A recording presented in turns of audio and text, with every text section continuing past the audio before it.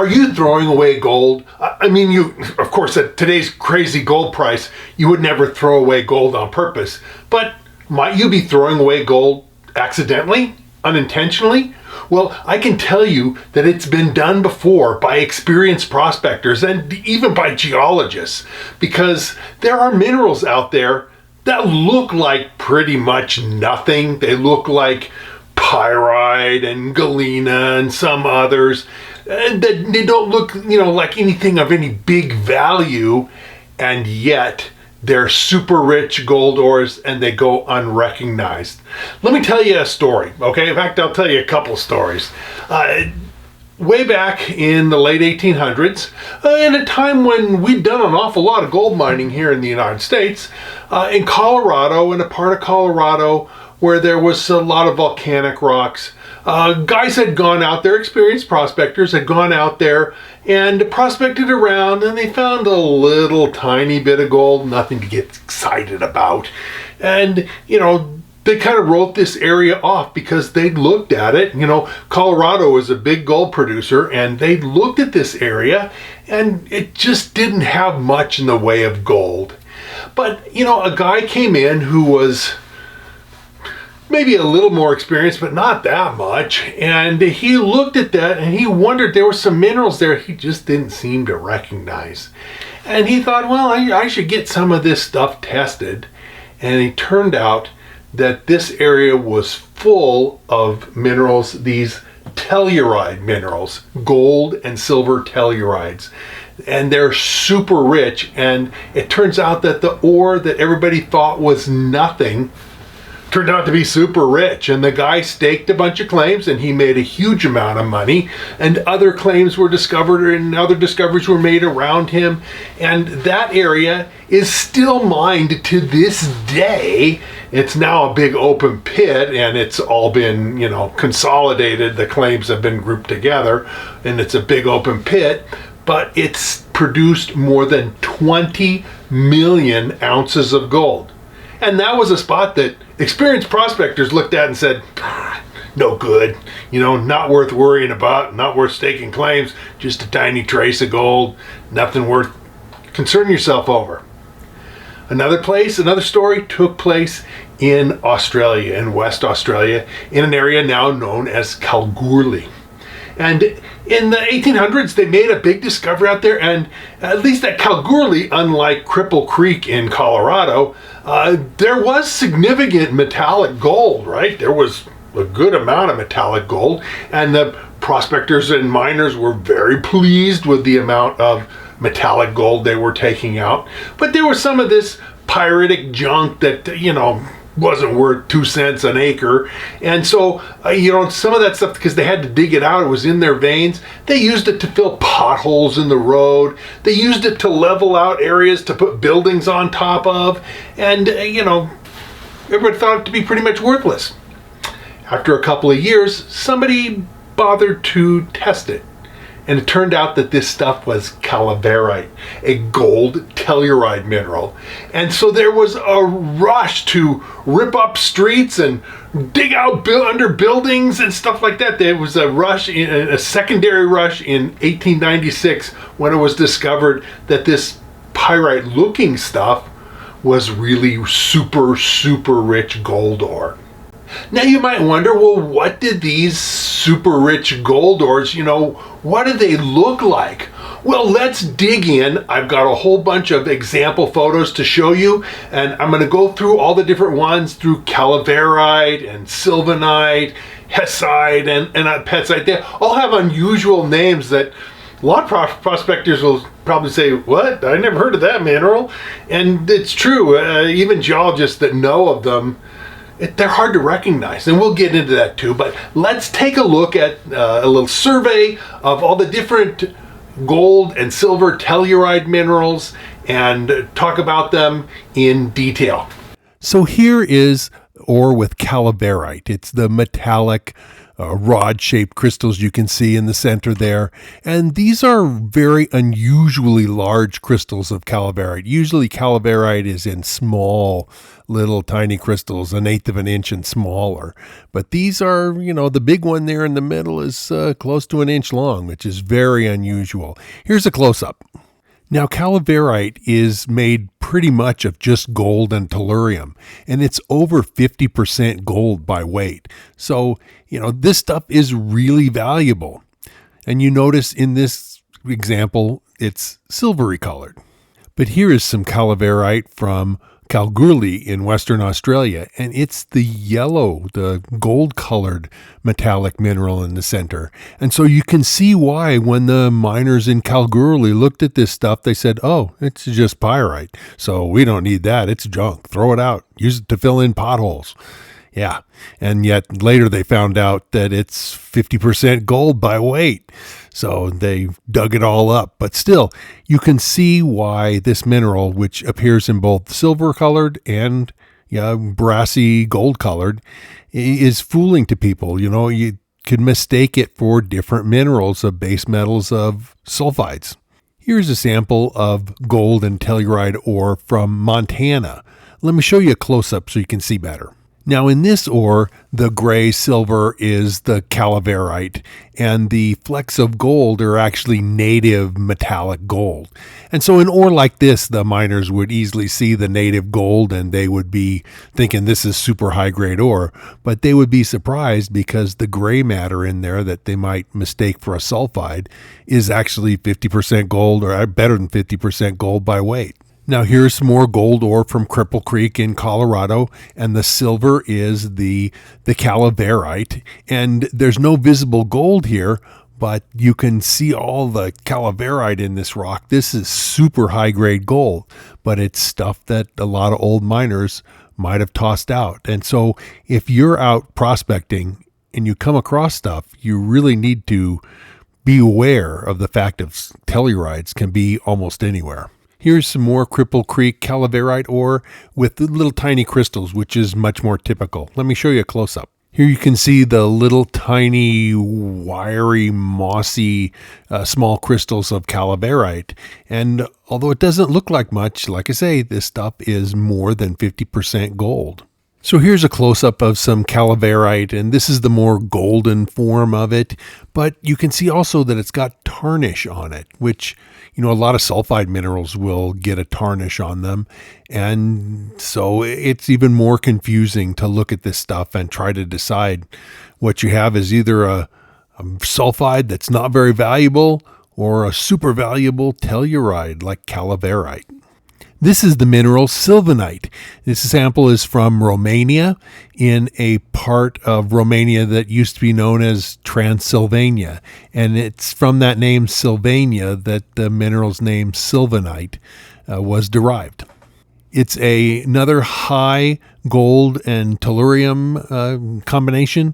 The Calaverite has about 3%, 2 or 3% silver, and the rest gold. This has about 10 to 15% silver and the rest gold with tellurium, and it's a nice silvery color. Here's an example of sylvanite from Colorado, but from an area different than Cripple Creek. The area west of Denver, the gold-bearing area there, had some mines that were rich in tellurides. And you've heard maybe of the ski area named Telluride. Well, it's named that because there were mines up there with a lot of gold tellurides. Here's some gray sylvanite from the Cripple Creek district, the district in Colorado that's so well known for its tellurides.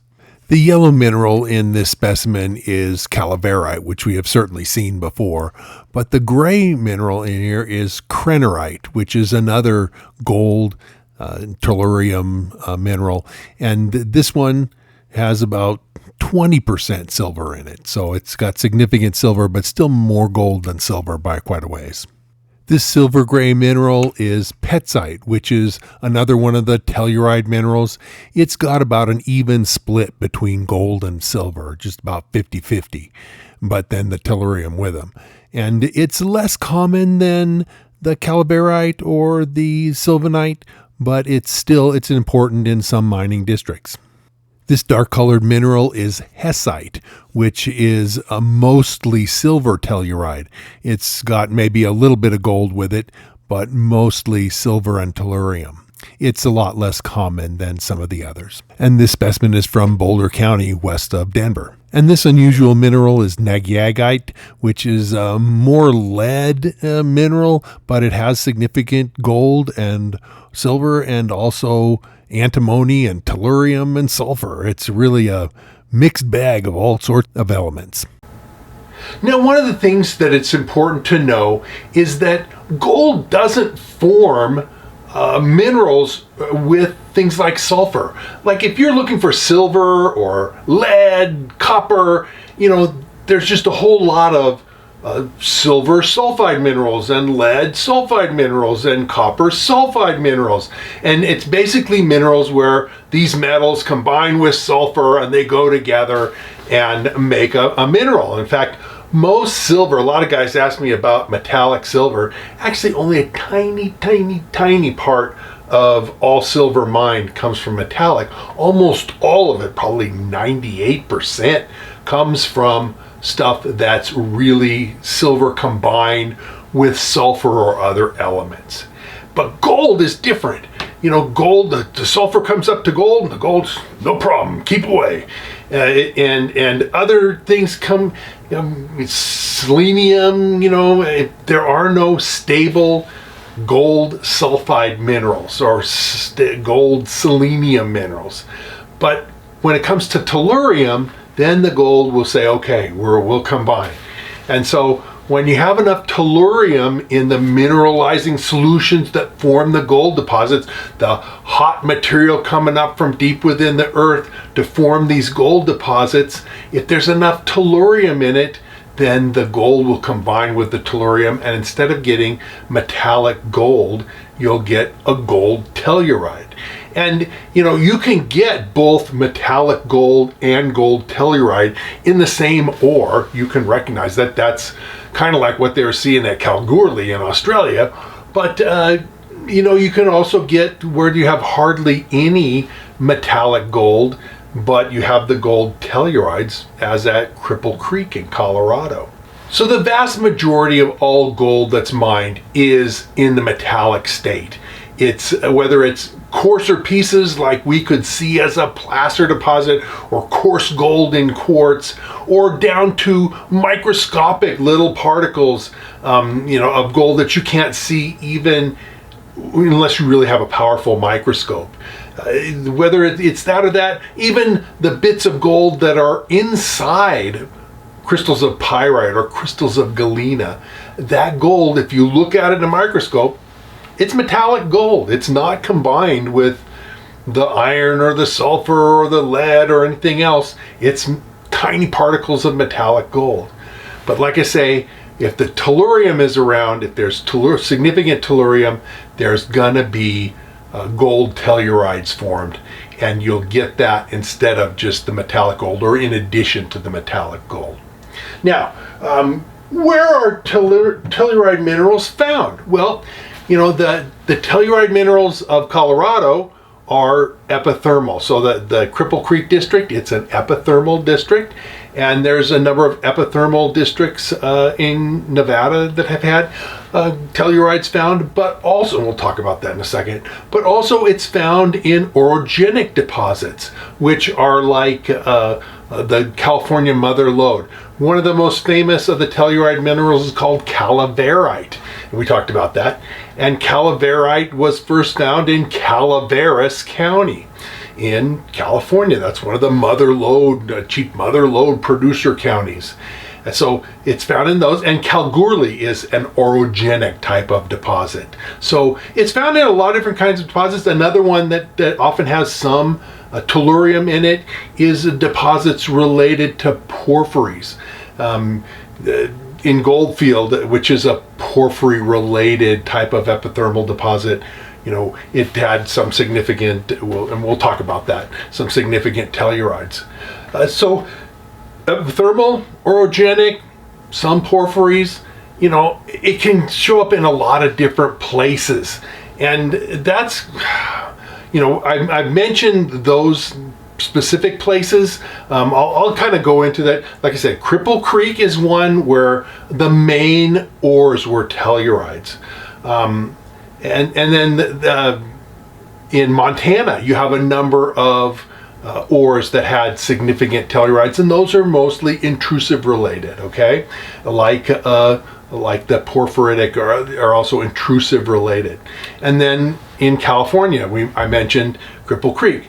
But in Nevada, we had an example at a Goldfield, which is a super rich district, and but most of the gold from Goldfield is metallic gold. But they hit areas in the area of Goldfield where the ore was very much telluride. They had some places where they had massive amounts of Calaverite, and some of those ores were so rich that this is the ore from Calaverite, ore from Goldfield, ran 5 ounces of gold per pound of rock. So in 16 ounces of ore, you had 5 of those ounces were gold. And that's incredible, super rich type of ore. There wasn't a huge amount of that, but there was some. And if there's a district, some areas in Romania that are super famous for producing telluride minerals. In fact, that's the area that was known one time as Transylvania. Well, that's where the name sylvanite came from, is from Sylvania, right? So then also in Canada, in Eastern Canada, in Ontario, and also some districts in Quebec. And so it's widespread. But one of the things I want to make goes with that lesson from Goldfield is that there's a lot of places, and it's true in the Mother Lode too, there's a lot of places where, the bulk of the ore is metallic gold. But there's some tellurides. And there's places in a vein or in an ore deposit where there can be a lot of telluride minerals in a location within the vein. And, if prospectors look at that ore and say, oh yeah, it's just pyrite, it's going to be the story of Kalgoorlie or the story of Cripple Creek all over again, where they look at the ore, it doesn't look so good, let's get rid of it. But it's super high grade. And so that stuff does happen. And in fact, I'll give you an example. I was talking to a friend of mine about a guy who was doing some testing of ores from the Comstock lode. And he did some tests and found that there was significant telluride, gold telluride minerals in that, in the specific ore that he sampled. As a whole, the Comstock lode does not have significant amounts of telluride minerals, but there may be specific areas and specific deposits where in part of it there is significant tellurides or significant tellurium to combine and make gold telluride. And I looked through all my I have a lot of reference material on the Comstock lode, and I couldn't find a single reference to any telluride minerals that were found in the past on the Comstock lode. But it's easy to ignore these things. It's easy to mistake them for other stuff. Like I say, it happens so often. So let's take a look at some common sulfides that can fool us prospectors and make us think it's something else. This silvery colored sulfide mineral is very common in a lot of gold deposits. It's not a telluride, it's arsenopyrite, and it's basically iron and sulfur like pyrite plus arsenic. It's not a good mineral to lick, but this easily could, if you saw something that looked like this, you might say, oh, well, it's arsenopyrite and toss it out. But when it turns out it might not be arsenopyrite, it might be a valuable gold telluride. Even more common in a lot of gold deposits is pyrite itself, which is what this is. And as we've seen, some of the Calaverite can be very yellow looking and look a lot as if it were pyrite. So much so that even fairly trained eyes can mistake blocky, massive pyrite for Calaverite. And you don't want to toss out the Calaverite because it's 50% or more gold by weight.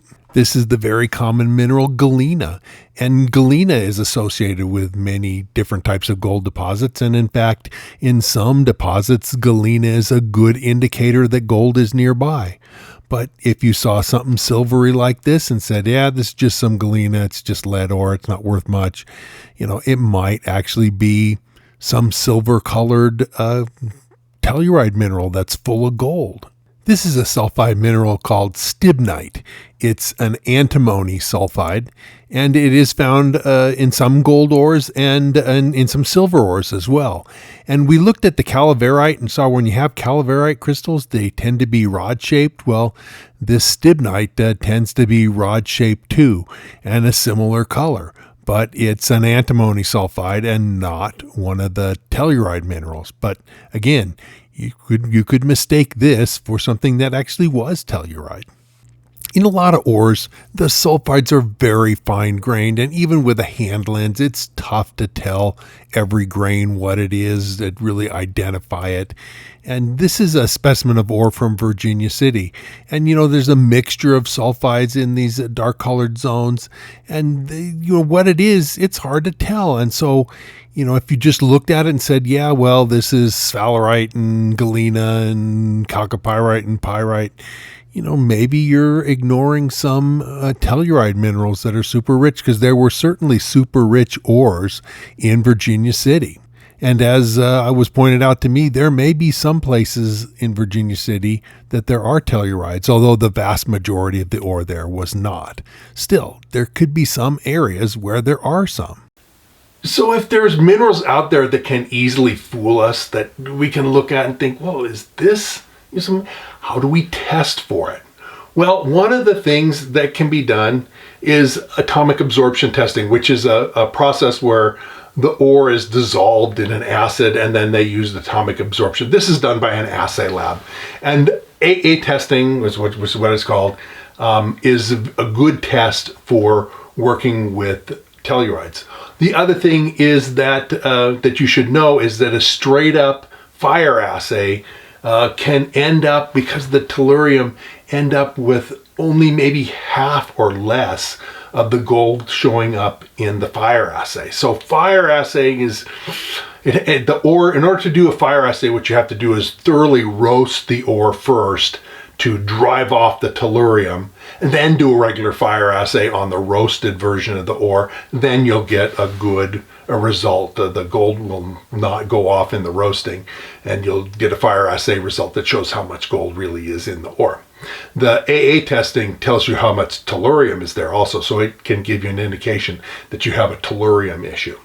Now, for simple testing, something that you can do at home, one of the things like I mentioned just now, that you could roast the ore to drive off the tellurium, and it takes significant heat. It's not like a mild heat will take care of it. You need to get it up to a decent red hot kind of, it doesn't have to be super light white hot, but a good dull red hot for an extended period of time.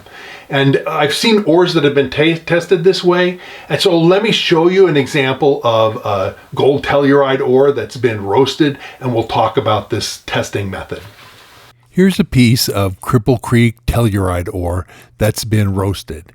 And the little yellow spots on here, if you had a hand lens, you could easily see it. The little yellow spots are gold, metallic gold, and they were telluride minerals. And so a good hard roasting will drive off the tellurium and leave the metallic gold behind. You don't need to reach temperatures to melt the gold, but you do need to reach at least a dull red heat. I would do it, if I was going to do a test like this, I would build a good fire when I was out, in the middle of nowhere in the desert or in the forest or something. Build a small fire and get a good bank of coals. And once it was all set up, then I would have a piece of suspected telluride ore in a crucible, and I'd put that in there and get the coals all around it, and then back off and stay at least 100 feet away and let it go overnight and let it roast the stuff, and then come back in the morning when everything is cool and see if this is the kind of result that you get. But be careful, because tellurium vapors are toxic. And, if you're wrong and it's really something like arsenopyrite, then you're going to be putting off arsenic vapors or antimony vapors, which are both even more poisonous than the tellurium. So care is required when you're doing stuff like this because there is potential danger. And actually, if you have small amounts, you can roast them. But like I say, the gas that comes off of them is pretty toxic. You don't want to do it if you have neighbors. You don't want to do it where you're around. It's got to be done someplace where there can be a lot of distance and some safety involved in that. So whatever kind of prospecting you're doing, whether it's hard rock or whether it's metal detecting, panning, sluicing, dry washing, whatever you're doing, the knowledge that you have makes all the difference in the world. You can be the guys who took the telluride minerals and threw them out in the street and used them to fill potholes, or you can be the guy like from Cripple Creek who looked at that ore and said, there's something different about that ore, I better get it tested. That guy made lots of money and was the guy who got finding going in the Cripple Creek district.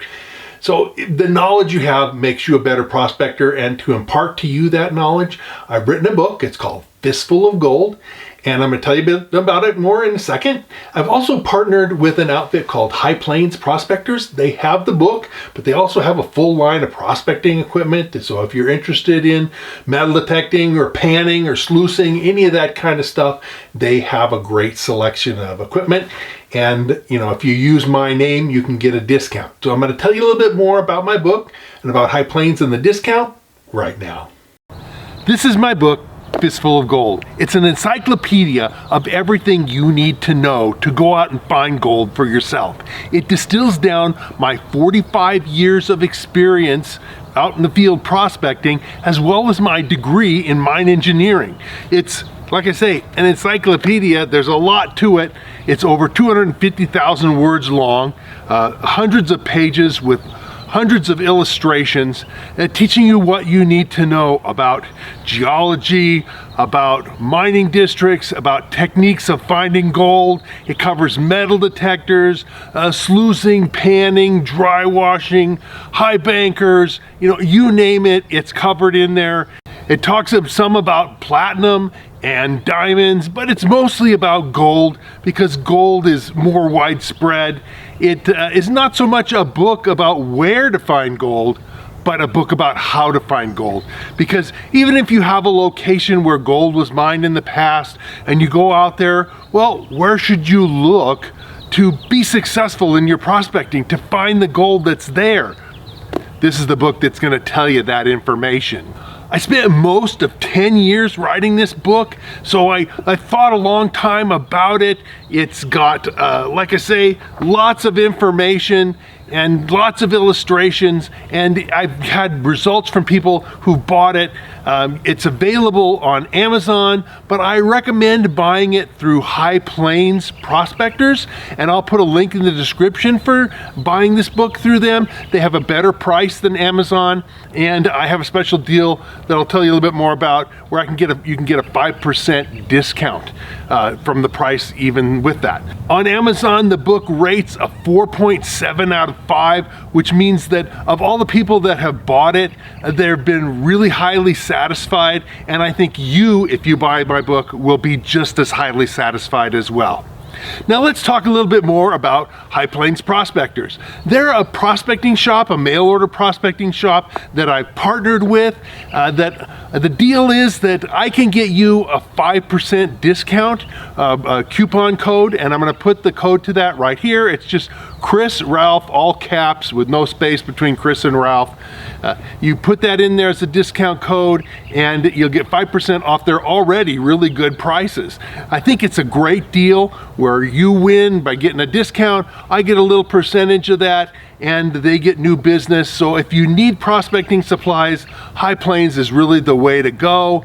And I'll put information, like I say, in the description more about how you can work with them, because I'm working with them. They really are great guys, a great company.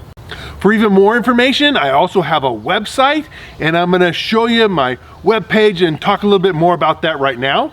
This is my webpage. It's located at nevadaoutbackgems.com.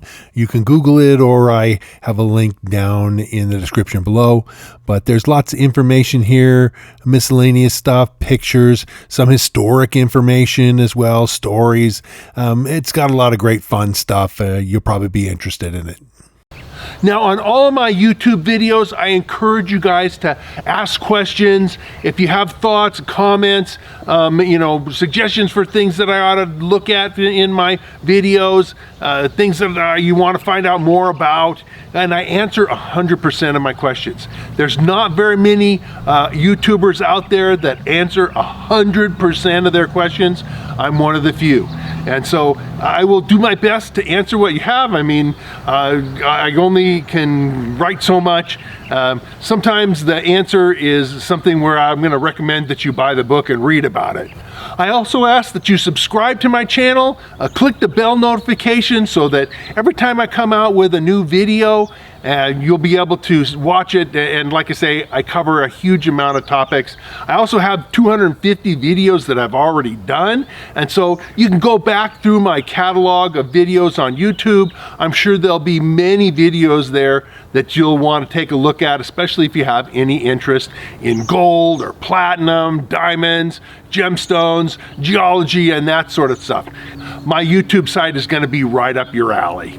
So I'll see you again real soon. We'll be out in the field and back in the office at the whiteboard. And whether we're looking at gold or platinum, diamonds, gemstones, or other interesting geology, it's going to be fun. You're going to enjoy it, and we'll see you again real soon.